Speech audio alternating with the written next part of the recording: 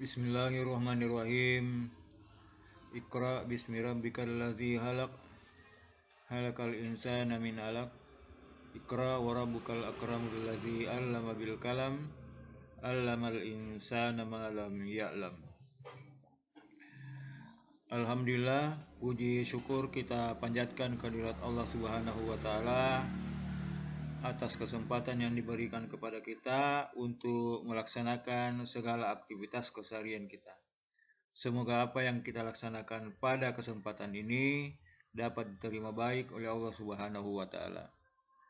Seraya tak lupa mengirim salawat dan salam kepada Rasulullah sallallahu alaihi wasallam, nabi panutan kita, nabi teladan kita dalam segala aktivitas kehidupan. Semoga dengan salawat dan salam yang senantiasa kita kirim ke beliau dapat menjadi syafaat kelak di kemudian hari.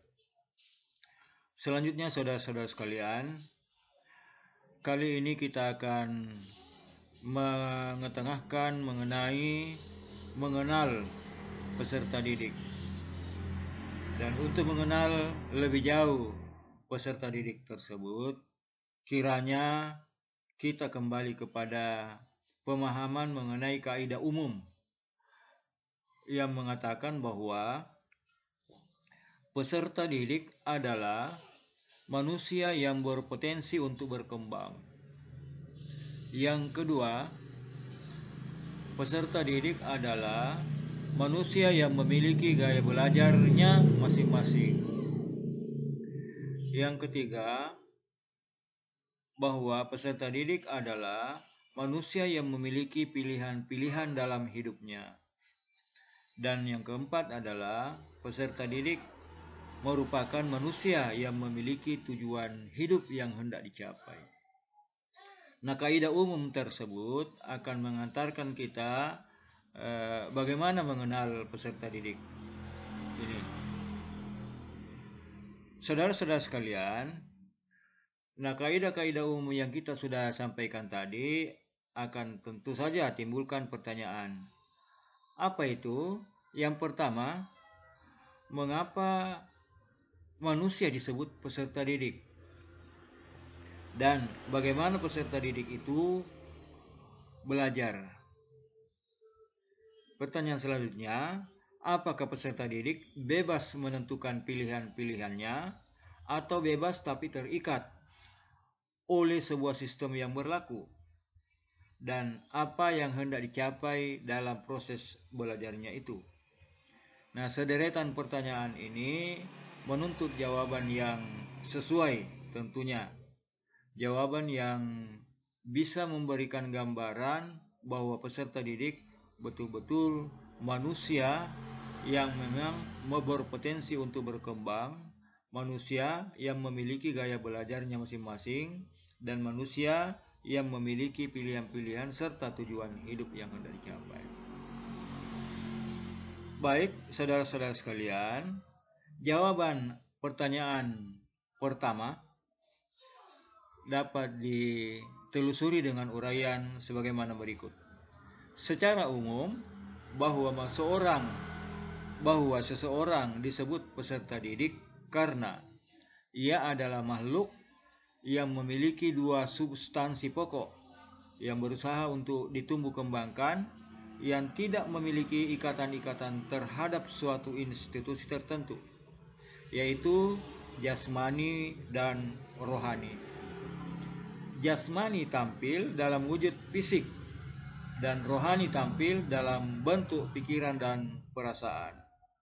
Penampilan jasmani selalu berkaitan dengan fungsi motorik yang diperlihatkan dalam bentuk gerak pada setiap tingkah laku yang ditunjukkannya. Penampilan rohani dalam aspek pikiran diperlihatkan dalam bentuk tanggapan, ingatan, dan curahan. Aspek perasaan diperlihatkan dalam bentuk aksi dan reaksi.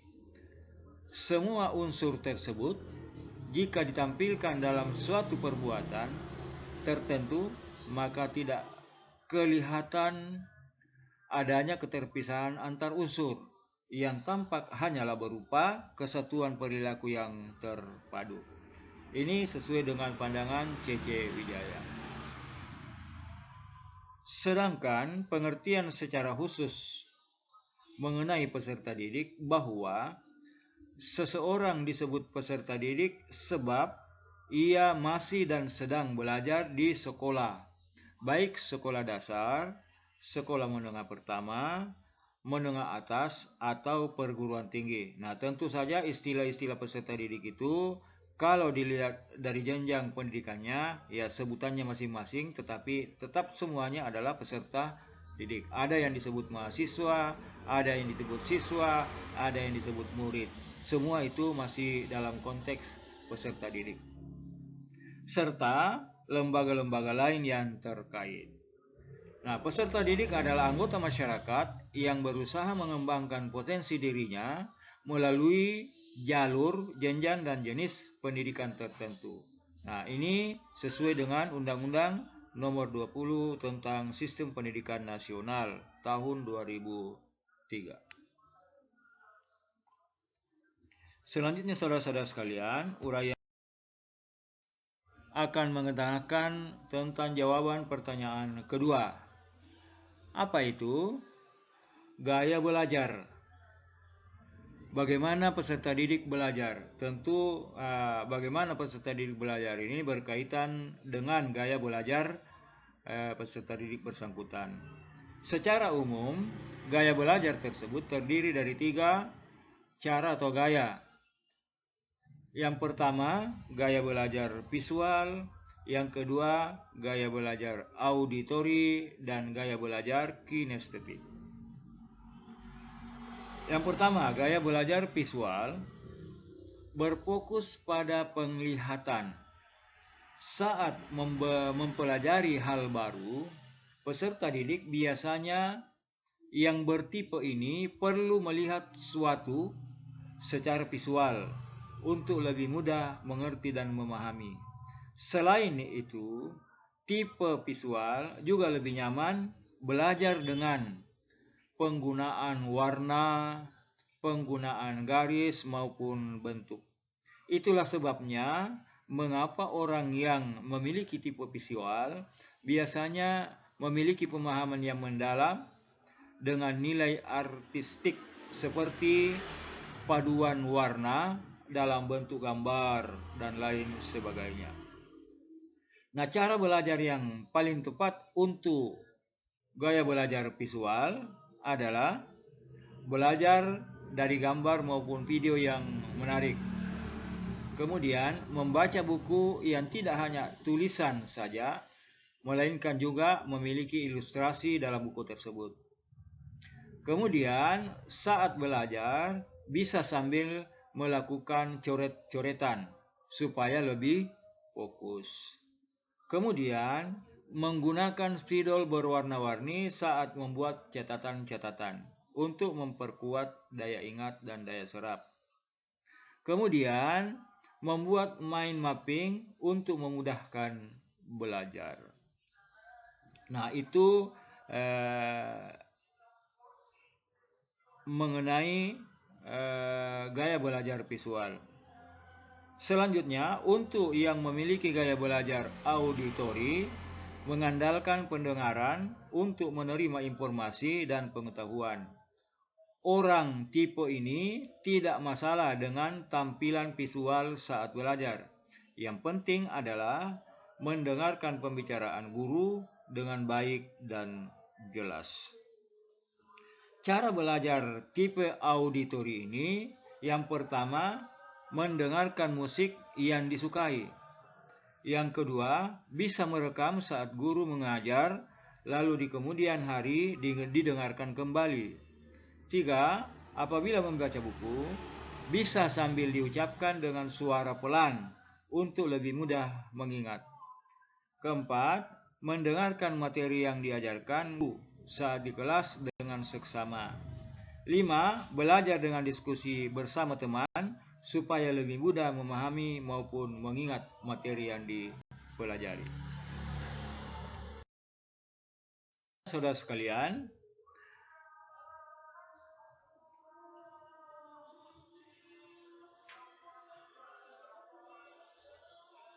tipe belajar kinestetik. Tipe belajar kinestetik adalah gaya belajar yang menyenangi belajar dengan melibatkan gerakan.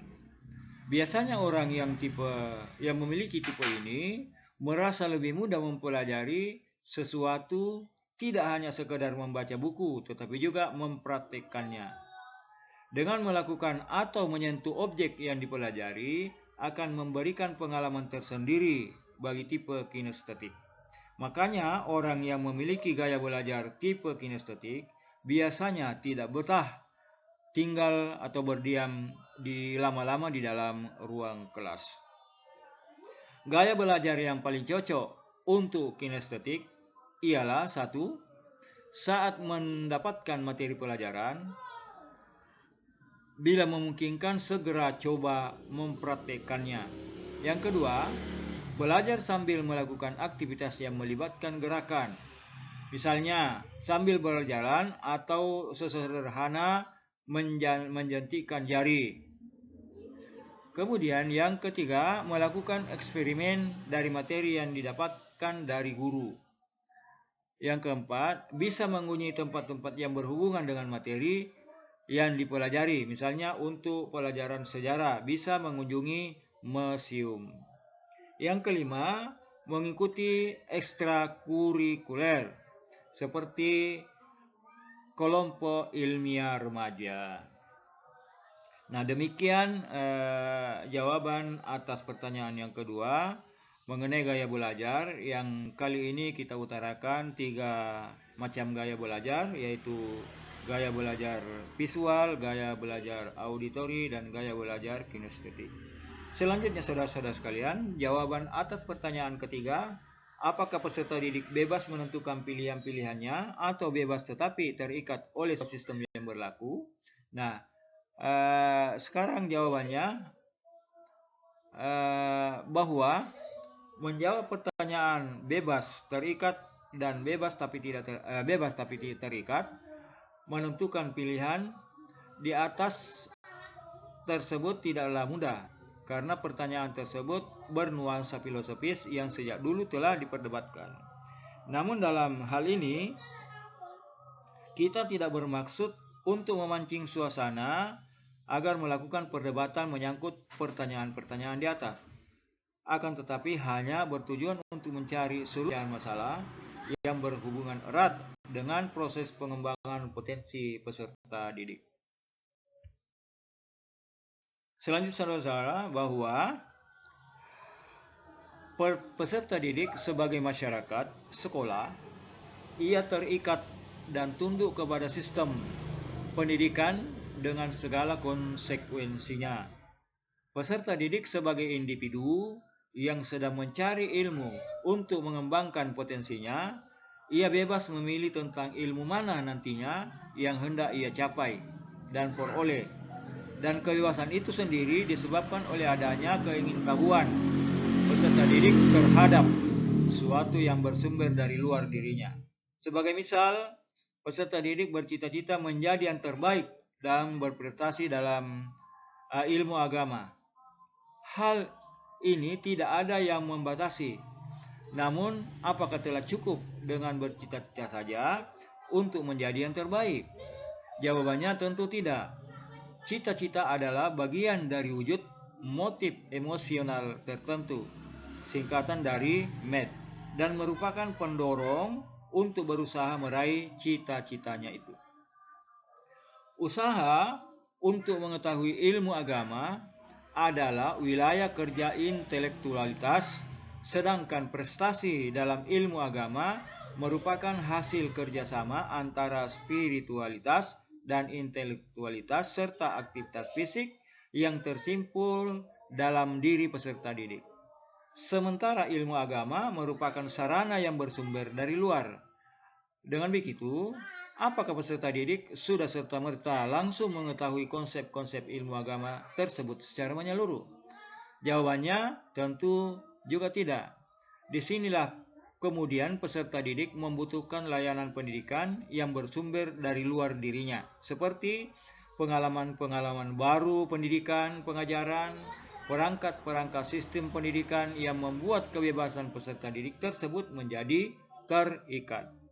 Hal ini sejalan dengan pandangan Ahmad Amin, seorang profesor etika, yang mengatakan bahwa manusia memiliki kebebasan untuk memilih karena pertumbuhan dan perkembangan potensinya, dan menjadi terikat karena kurangnya pengetahuan. Nah, demikian itu sekelumit gambaran jawaban mengenai apakah peserta didik bebas menentukan pilihannya atau bebas tetapi terikat oleh sebuah sistem yang berlaku. Untuk selanjutnya saudara-saudara sekalian, pertanyaan keempat, yaitu jawaban